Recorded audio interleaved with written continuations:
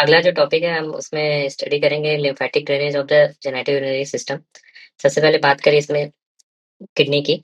तो किडनी जो right side kidney होती है, हम देखते हैं कि राइट साइड आईवीसी होती है।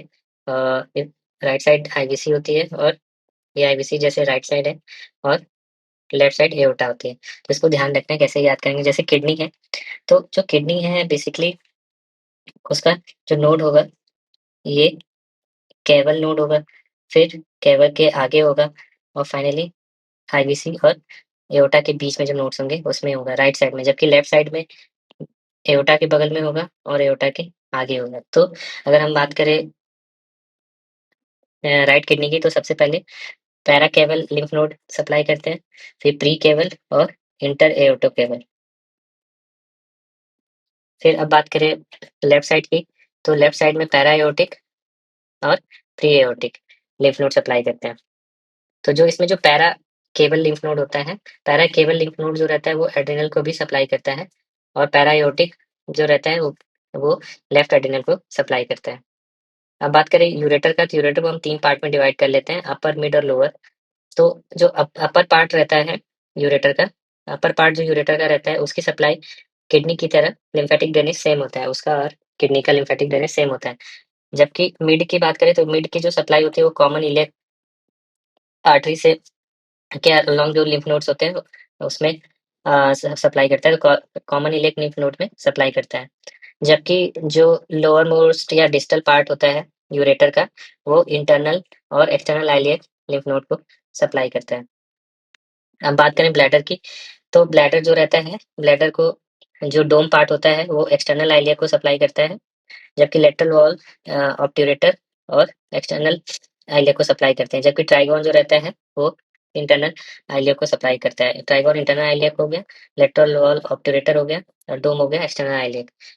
अब टेस्टिस की बात करें, तो हमने जो राइट साइड में जो किडनी है उसकी पैरा केवल, प्री केवल और इंटर एओर्टो केवल होगा। तो नीचे की दो जो होती है प्री केवल और इंटर एओर्टो केवल, प्री केवल इंटर एओर्टो केवल, ये राइट टेस्टिस से सप्लाई करती हैं।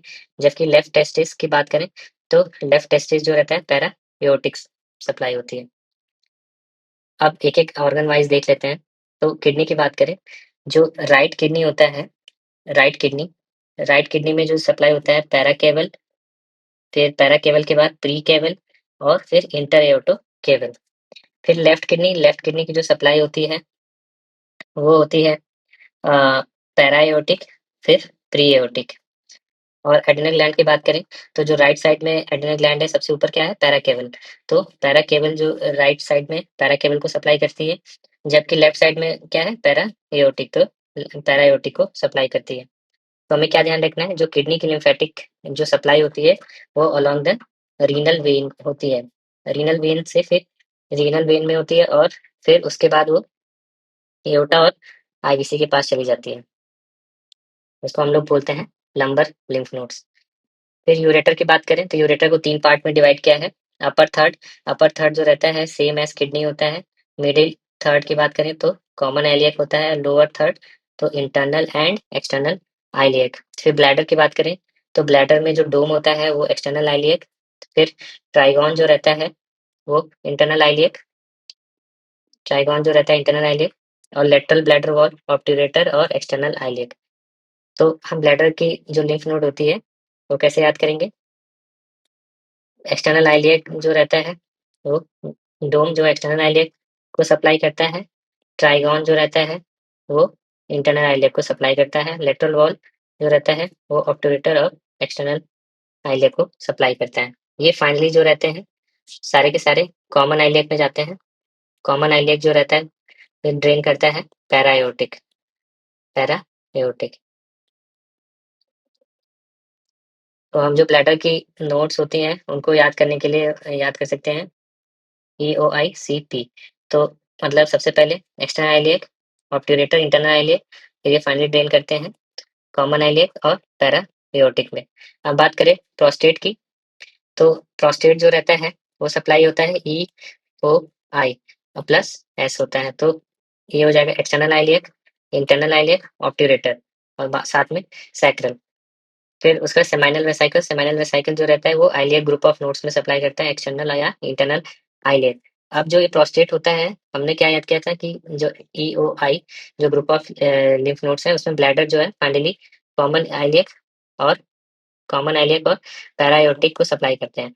तो जो प्रोस्टेट होता है, वो भी ईओआई ग्रुप को जा रहा है। तो ईओआई ग्रुप से ये भी कॉमन आइलियक और पैरायोटिक में जा सकता है या प्री सैक्रल में जा सकता है। तो ये इसीलिए metastatic can reach to common iliac and presacral chains. अगर टेस्टिस की बात करें, तो टेस्टिस राइट साइड में जो रहता है, वो क्या रहता है? आईवीसी। तो आईवीसी के प्री केवल अराउंड आईवीसी और इंटर एओर्टो केवल तो अराउंड आईवीसी। लेफ्ट साइड की जो टेस्टिस होती है, लेफ्ट में क्या रहता है? एओर्टा, तो अराउंड एओर्टा, पैरा एओर्टिक। फिर अब बात करें एपिडिडाइमिस। तो एपिडिडाइमिस जो रहता है टेस्टिस के पास होता है, तो इसलिए टेस्टिस और एपिडिडाइमिस का सप्लाई सेम होता है। इसकी अब बात करते हैं स्क्रोटम। स्क्रोटम जो रहता है, पेनाइल स्किन,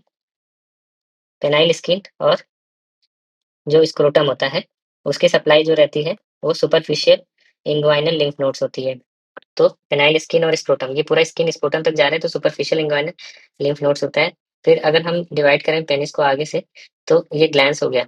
तो जो ग्लैंस पार्ट होता है पेनिस का, और ये डिस्टल यूरेथ्रा वाला पार्ट होता है, ये क्या होता है? ये डीप इंग्वाइनल लिम्फ नोड्स हो जाता है। डीप इंग्वाइनल लिम्फ नोड्स, और फिर फाइनली डीप इंग्वाइनल से कहाँ जाता है? External iliac. फिर जो पीछे का बल्बर और प्रोस्टेटिक यूरेथ्रा होता है, वो वो कहाँ जाता है? इंटरनल आइलियक, और इंटरनल आइलियक से भी फिर वो एक्सटर्नल आइलियक में जाता है।